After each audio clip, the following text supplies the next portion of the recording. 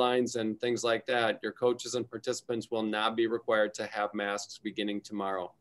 All of the other precautions and the recommendations remain in place around touchless ticketing. If it's a ticketed event, not having concessions or creating situations that create gathering. Consider ways in which social distancing can continue to be met. And I think that a lot of our behaviors personally just kind of follow those things. If we feel like we're a little too close to another group, we just naturally kind of move away.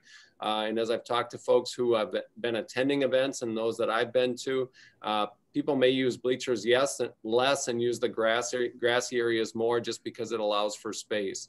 But this means that now, not only in participation in the actual competition, our officials, our coaches, our participants also do not need to wear them if they're part of the competitive pod at all. In over 500 situations in a controlled location, those that have defined entrances and exits and have a limited capacity, masks remain required in those situations, and that should say for spectators. Our competitive pod still is not required to wear masks during that time, so coaches and participants, et cetera, will not be required outdoors to continue forward with masking at this time. It's still indoors, and thinking with our activities, that's talking about synchronized swimming and badminton, if those are programs that you offer. Those individuals still are masked in indoor settings up until the point that they would get into the water for swimming, but badminton remains masked through those times. So that is beginning on Friday, May 7th. As we step forward to May 28th, and again, if you think about what that is the Friday before Memorial Day. There are more limitations that will be removed. And so less and less happening specifically around lifting masking requirements outdoors for over 500 and being able to potentially increase the number of individuals at indoor events. So for school folks, one of those big pieces that's sitting out there is graduations, and that happens to be one aspect the high school league is not involved in. But as a school, you're going to want to make sure and pay attention to what those are. And again, I don't have it in writing yet from them, so I got a verbal update about what things look like and just trying to prepare you for things that are coming. So first of all, it's going to be outdoors starting tomorrow. More things that may impact your school events on May 28th. And the last aspect is really the lifting of the greatest amount of requirements around masking, et cetera. And this is kind of an either or, and it's the earlier of those. If you think about, violations, perhaps it's the whatever's later in terms of 2 weeks or 2 events. In this case, when or if our state gets to 70% of the state population 16 and over being vaccinated, that is when the mask mandate is removed. And so that could happen as soon as next week if folks really got aggressive and if those supplies were available. But by July 1, we see that that is going to be lifted as well. And so the limitations will go away in terms of outdoor capacities and even indoor capacities. And I think that now it becomes an individual responsibility to determine where folks feel like they're in a good place and a comfortable place with that. So again, that's an interesting approach and a little bit different where we had very defined kinds of things. Can tell you that I didn't anticipate we were going to see a change immediately beginning tomorrow. So that's a little bit of a surprise for us on that. Did know that there was going to be a phased in reduction in limitations and restrictions as we go forward. So again, you're really talking about those uncontrolled events in terms of spectators where masking is not going to be required as long as there's space for folks to be able to spread out.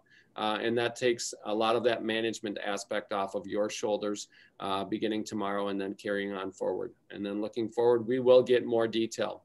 Bob, any other comments there? Otherwise, we can transition.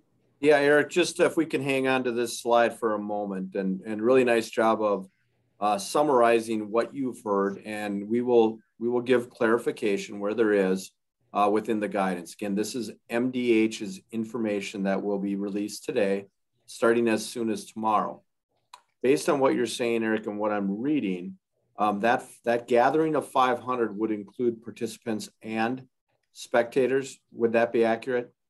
I have not seen it in writing. I believe in my conversation, the interpretation is the 500 spectator group that's kind of that marker that our participant pod continues to exist on its own. And it's really if your spectator pod is going to be over 500 and typically in assigned seating. So the example that is used, think about the Saints or the Loons or the Twins or folks like that, where, if we have those, and obviously then that also makes us think about what happens in section and state tournaments. And I think that leads into our next slide. But I do believe the participant pod or competitive pod is separated as long as we keep those two separate during the event.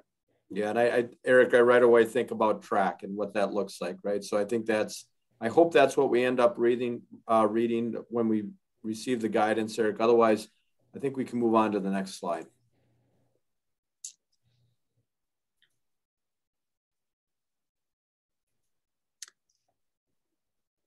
So as we think about things and going forward, each one of our activities has been working on guidance, and a number of these have been released already on Monday. And again, they were built upon guidance that was in place at the time. And Bob mentioned track, and track is not one that has been released yet, just because of the complexity of what that looks like to try and bring folks together.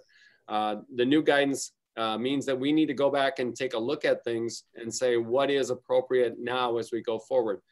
We know that postseason is coming, and we want to be able to provide good information. And there may be some plans that have been put in place. And even if the restrictions or limitations are lifted, that sections say, we think we've got a good plan and we're going to continue forward in doing that, that is certainly acceptable. I know that there will be desires for spectators to grow beyond where they were initially allowed to be. And so again, that will be something that will have to be looked at, but we will spend time going back through our guidance and reviewing again where we see our situations and how they might be paralleled. And then we will distribute new guidance once that has been done. And we will begin the conversation around state tournament formats, many of which have been established, yet we'll go back to our board executive committee who meets on Monday to talk about what does this mean and where can we perhaps move back towards some of the previous schedules, formats, et cetera, and how do they fit into the new guidance that's out there. And obviously, as soon as we get things in writing, that's going to help us create that clarity as we go forward. So patience in terms of what may happen at sections and certainly state, but we will be spending hours on that over the next few days for sure to try and take a look at those things. Rob, I'll turn it back to you. Great. And we're starting to get questions, obviously, more and more in depth with our liaisons as well. So if we could go to the next slide here around the summer coaching waiver period. And I think what we're hearing from our liaisons from other schools as well is really what that summer coaching waiver is and what your role in your school was last year. And maybe it feels more normal this year. Just a reminder what those dates are. Remember, there was change made to the summer coaching waiver period, not beginning until June 7th. Remember what that no contact period is and what those dates are. This is an opportunity to give our families and our student athletes not only rest, but time away from school activities and to celebrate holidays with their friends and family. Really good detailed information under bylaw 208 if you have questions on something like that no contact period. Remember, what you're really doing is you're allowing your coaches access to student athletes. They are basically an independent contractor offering camps and or clinics to your student athletes, and that's what you're approving. We continue to hear that these are often done through community ed for various reasons, but this is not a school to administer. This is an independent contractor offering something to your student athletes that you are approving. Again, that form in which they do so, which they are approving or you are approving access to those student athletes, will be found on your dashboard by Monday, if not earlier. Do I have that correct, Laura? Correct. Eric or Laura, anything I missed on the summer coaching waiver period? I would just add, Bob, that having each of your coaches that's going to have contact fill out the form and get your signature, and having that on record is important. That has been requested in certain situations from schools in the past, and obviously it's a requirement of the State High School League. So that acknowledges that they will be having that contact. I see that as an important part of the step in moving towards summer contact there. And as always, protect yourself, protect your coaches, and do not assume more liability than you or your district needs to do around that summer coaching waiver period. And again, this is an area that we really do not govern, right? We set parameters around the summer coaching waiver period, yet we do not govern the activities that occur within them. Things like the 11 days of contact are integrated into the summer coaching waiver period for football. That'd be an example of where, again, we're setting a parameter as to what can occur for coaches to have access to student athletes. Many are excited and interested in our district football and the information that will be released. Just know where we're at. The committee has completed their work. They made their recommendation to AD's advisory this past Monday. Both groups have done an exceptional job of working together and continuing this process, knowing that we're anticipating those schedules.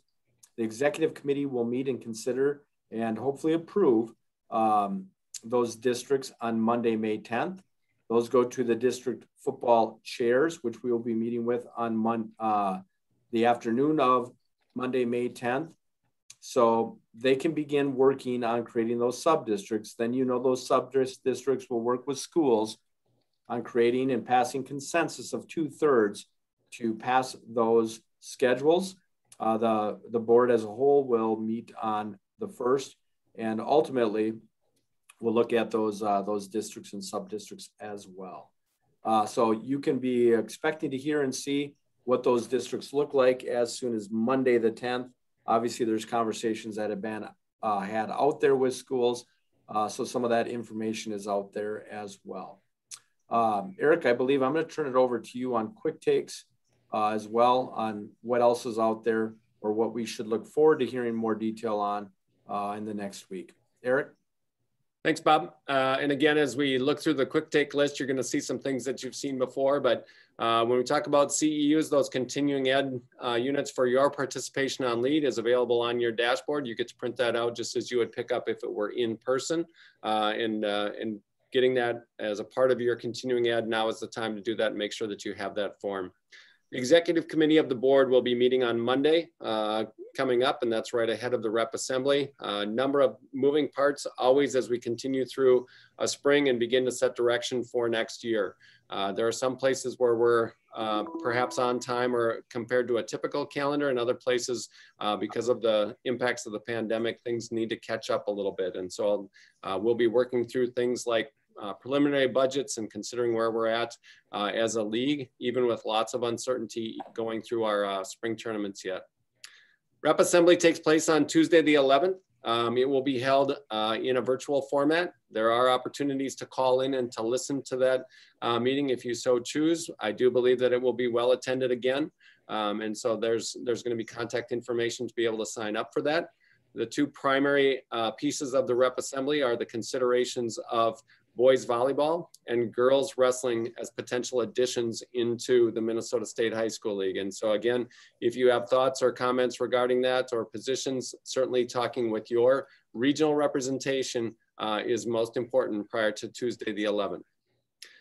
Liaisons and LEAD network going forward are things that we're going to continue through the end of the school year. And we're going to talk about how we continue to maintain connection with our ADs. We've found incredible value in being able to, on a weekly basis, share information and be able to be really direct and get things to people in a timely way. And hopefully it's been in a format that's been appreciated.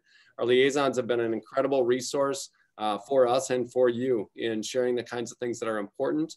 And we want to be respectful of time that people are providing to the high school league and to their network and colleagues. But at the same time, we want to take advantage of the opportunities that we've had, but also think about how frequent and what will this look like as we head through a summer and into another school year.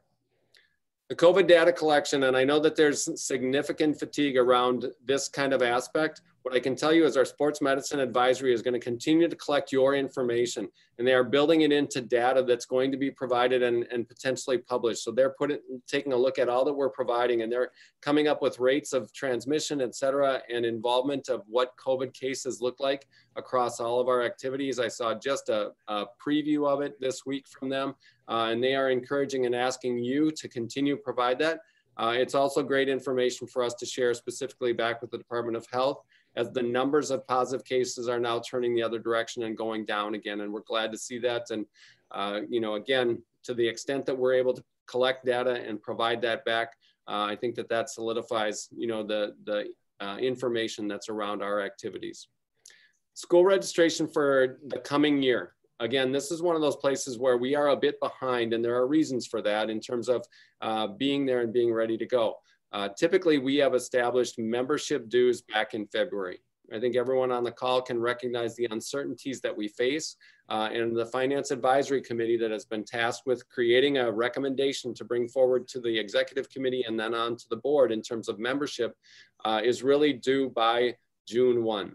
And so expected on June 1, a preliminary budget will be adopted along with what it looks like for membership dues for the year. We've learned really clearly that schools and individuals do not want a later assessment. They want it to be included in the initial invoice so they know what they're paying and they can make those choices around school registration. We also don't think it's appropriate to have your school adopt a membership agreement without knowing what your promises are and to have that information about what the membership dues will be. Continue to prepare folks for the fact of as we plan to move toward a sustainable financial future, the amount of contribution coming from our schools is going to be very similar to what it was last year. Simply said, we are at the low level in terms of policy and what it allows for reserve funds, so there are not other places to dip into. And there remains uncertainty as to how our public is going to respond and what things are going to look like with tournament revenues, which has been such a strong driver for our budget over the course of the past many, many years. And so just want folks to be aware of that. We will put that in the next update, both with ADs and superintendents in terms of timeline for registration. But if those are questions that you're receiving from your leadership about when are we going to see that form and when can we get that taken care of, that will come out right after the June 1 board meeting. Bob, with that, I'm going to turn it back to you. Thank you, Eric. And again, we'll continue to work on our schedules. We'll finish this year strong with lead and liaisons. Thank you to all the moms that are on this call, and we recognize your day coming up on Sunday. And for those that aren't here, recognize those moms. Otherwise, enjoy this day and continue to offer what you do. Thank you.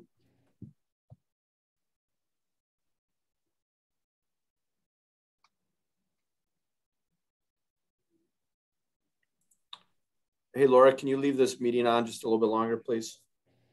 Yes, I'll stop the recording and